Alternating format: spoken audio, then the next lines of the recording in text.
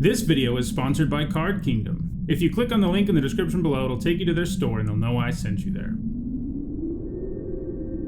From Innistrad to Shadowmoor, what spooky top 10 does Nitsuhone have in store?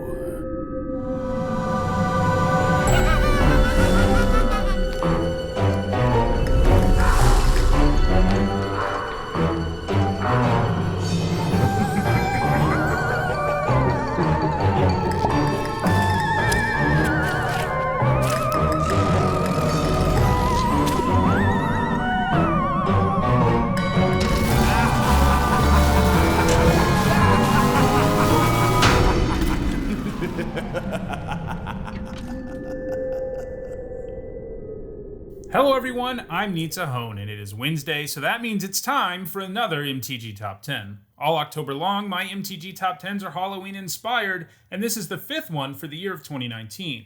The other lists I've done so far this month have all been on objective topics, looking at tournament data and talking about the best cards from particularly spooky categories, like creatures who have the Nightmare creature type, or creatures you want to bring back from your graveyard. This is not an objective list, instead it's subjective. In this video, I'll be looking at cards that have art that I think is really frightening, but I also think the card that the frightening art appears on isn't good. By not good, I really just mean that the card has never really made any waves in competitive Magic. Basically, these are all cards where I can't really look at the art too long without a very unsettling feeling, but luckily, none of them see much play, so I don't have to look at them all the time or anything. And creepy art like this is definitely part of Halloween. For each of these cards, I'm going to spend the most time discussing the art and what creeps me out about it, but I will also briefly talk about what has prevented each of these cards from ever finding competitive success. Alright, let's start at number 10. At number 10, I have Unyaro Bees, which was illustrated by Tom Wannerstrand. This is probably the card on the list that most people would say, what's scary about that? But for me, this card is really scary because of a personal experience I've had with stinging insects. Once when I was a kid, and it's one of my earliest memories, I was probably 3 or 4, I was rolling around in my grandparents' backyard and having a good time. Apparently though, I rolled over some wasps who were particularly angry with me and I got stung several times in my legs, and it also turned out I was mildly allergic, so that was a lot of fun. This might not sound like much, but 3 or 4-year-old me felt pretty traumatized. Still, to this day, I don't do very well around stinging insects and do everything I can to avoid them in my life. And while this card is supposedly a bunch of bees, they really look more like wasps in the art to me. And look how many there are. This art basically makes my skin crawl. The flavor text doesn't do me any favors either, since it implies that these gigantic wasps are all over Dominaria, which is not somewhere I will be visiting anytime soon.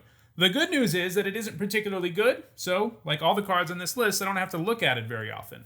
3 green mana is a steep cost for a creature with green fire breathing and the ability to sacrifice itself to do some damage, but yeah, this is the only card on this list where I'm probably in the minority opinion about the art being unsettling and scary. The rest of the list, I think, is more universally frightening. And that is something that I think is illustrated by the number 9 card, Skeletal Grimace, which was illustrated by Eric Deschamps.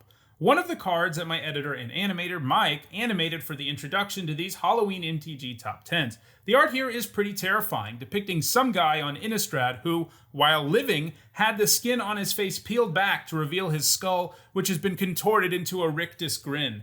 New levels of scary were reached when Mike animated this thing too, since now I always have to picture this card cackling in a really unsettling manner. This is another one where the flavor text makes things extra creepy, since it quotes a ghoul caller on Innistrad who has decided they might as well start controlling the living as well as the dead, and that is this poor guy's fate. This seems like a waste of some pretty awesome art though, because the card is pretty bad. Auras are notoriously problematic because they put you at risk for a 2-for-1, and while this lets you regenerate your creature, that's only going to happen if this actually goes onto your creature, and really if it does, the stats boost plus regenerate is not the most impressive thing to get for the mana investment. At number 8, I have Season of the Witch, which was illustrated by Jesper Murfors. Murfors is the only artist to have a card make more than one appearance on this list, so expect to see more from him later. Anyway, this card is the only one to make the list that I think is both beautiful and unsettling, and it may also just be the best card to make this list. Season of the Witch seems to depict a sunset over some eerie-looking woods, and the basic outline of a skull has formed in the clouds. I don't know about you, but I can't look into those ephemeral eyes for too long without having to look away. The effect Season of the Witch has is pretty game-altering. It makes it so you have to attack with your creatures or lose them. It does come at a steep cost, though, of 2 life every turn, and because the effect is symmetrical, it isn't always going to be easy to take full advantage of such an effect. At number 7, I have Soul Caesar, which is illustrated by Lucas Graciano. A double-faced card, Soul Caesar can transform into Ghostly Haunting when it does damage to the opponent. The art on both halves is pretty eerie. On the Soul Caesar side, you see a woman being stalked by a frightening-looking apparition with glowing blue eyes and a face like a skull. I think the setting of this image makes things extra frightening, because if you look closely, it seems that the woman is in a mausoleum, likely paying homage to someone who they loved who died. Unfortunately for her, there's also a nasty spirit stalking her, and it eventually gains control of her once it becomes Ghastly Haunting. On that side, the woman's body is contorted into painful and unnatural-looking positions as the spirit has now gained control of her and has possessed her. Yet again, this is one where the flavor text adds some extra creepiness to the whole thing, talking about the woman's body being contorted as the spirit, quote-unquote, explores its new home, which is her body. In terms of gameplay, Soul Caesar is capable of doing one of the more powerful things in Magic, stealing an opponent's creature, but the problem is how much it costs and how small it is and the setup it needs. It is going to be difficult in most games of Magic for this thing to ever get through for 1 damage, even with flying, and there are tons of spells that can easily trade down for this thing, meaning the person who cast it is taking a massive tempo hit. At number 6, I have Protection of the Hekma. This is one that I think is sneaky scary, because the first time you sort of glance at this card, you don't see what makes it so frightening. However, once you take a closer look, this is some pretty scary stuff. On the plane of Amonkhet, deserts are incredibly dangerous and filled with the undead, and the only thing keeping them out of the cities is a magical barrier called the Hekma. You can see the barrier at work here, and you can also see the zombies that are being kept out of the city, who are piled high and essentially have their faces pressed against the Hekma. While the people might be protected, imagine living in a city like this, where you could see the undead surrounding it on every side. It would be pretty difficult to not live a life in fear about that magical barrier failing, and if that ever happens, well, you're probably going to die. The flavor text tells us that it is only part of the training for special individuals to actually walk along the edge of the Hekma and stare at the zombies out there, telling us that most people can't really handle it. But yeah, this card is terrible and was completely unplayable even in limited. 5 mana to prevent only a little bit of damage is a terrible deal. At number 5, I have Kheru Bloodsucker, illustrated by Dante Lundgren. There are lots of vampires in Magic, but this is the one that has, by far, the most disturbing appearance. This creature has long, gangly limbs and hands that are shaped into claws, and it has hair so long that it is draping over the grave that it has positioned itself on. While those things are creepy, they aren't what makes this creature truly terrifying. That is a result of its head. Out of an open mouth that is filled with teeth and hooks, there is an incredibly long tongue that almost looks like it is prehensile, in other words, capable of functioning as an additional limb. The tongue, though, still isn't what really terrifies me about this creature. That would be its strange face, which seems to be off-center and really malformed. This is explained in the flavor text, which tells us that the bloodsucker wears the faces of people it kills like masks. So, yeah, this is basically the vampire equivalent of an incredibly unhinged serial killer, and definitely not the kind of monster you want to run into. That's what makes it really a pity that the bloodsucker is so mediocre. 3 mana for a 2/2 is horrible starting stats, and while it is flavorful that it gains +1/+1 counters by eating your other creatures, and drains your opponent when extra large creatures die, it's still far too fragile to ever do anything in Constructed. It just asks for too much mana for its effect and to cast it. At number 4, I have Village Cannibals, which I think is extra frightening because the art is in the first person. In other words, when you look into this art, you really find yourself as part of the composition in a way that most Magic art doesn't do. You seem to be looking up at some frightening looking people, and you're laying on top of something covered only by a blanket. Given that they are about to eat you, it is probably safe to assume that you're laying on a kitchen counter or some other surface where they will cut you apart. The faces of the people gathered there are frightening too, something that is augmented by the lighting, which has put shadows in all of their hungry looking faces. Yeah, if you find yourself in this position, this is probably the last thing you're ever going to see. The flavor text tries to contextualize and explain why these people are cannibals by saying the difficulty of living on such a horror-filled plane, Innistrad, drove these people to it, but I think it is hard to feel any sort of sympathy for them. Seems like another good waste of frightening art though, because Village Cannibals gives you an undersized and overcosted creature. Sure, it can get bigger when humans die, which is pretty flavorful, but there are just way better human payoffs out there. At number 3, I have Treacherous Urge, which seems to depict a very human-looking mannequin that is being forced to cut itself in half.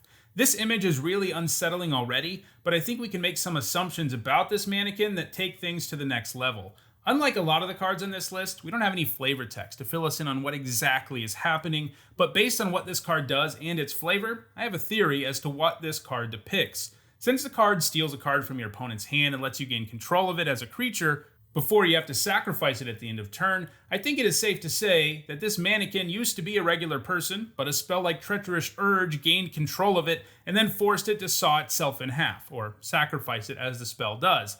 That, in and of itself, seems like a pretty frightening premise for a horror movie. When this card works, it is actually pretty darn powerful, since it not only works as a discard spell by taking a card away from your opponent, you get to also torment them with that creature for a turn, one way or another. You could even do it at instant speed, so you could steal a creature from their hand and use it to block their attacker, which is a 2-for-1. That's pretty sweet, right?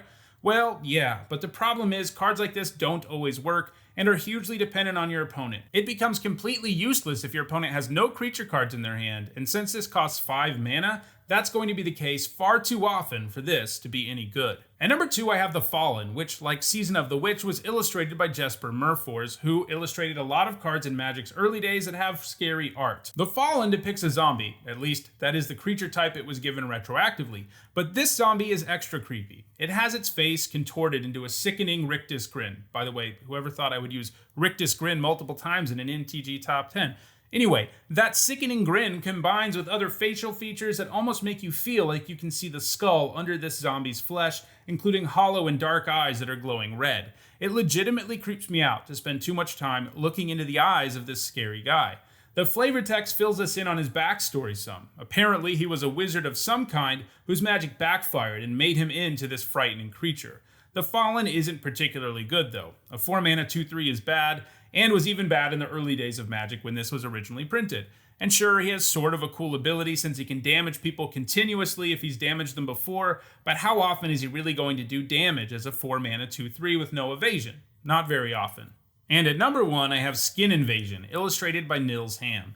Skin Invasion depicts some particularly frightening body horror, the kind that makes your skin crawl. The enchantment side of the card shows an individual who seems to have a nasty-looking parasitic insect attached to the top part of his spinal cord and neck. Whatever this insect is going to do to the poor guy seems to have made him look pretty sickly, with gray skin and glowing red eyes. After this parasitic insect has had its fill, it eventually shreds the body of its host and emerges as a large frightening insect, fittingly called Skin Shredder. The flavor text on the creature side of the card informs us that an Innistrad physician was not particularly concerned about the patient's symptoms, which is pretty amusing since the dude eventually died from it in a grisly manner.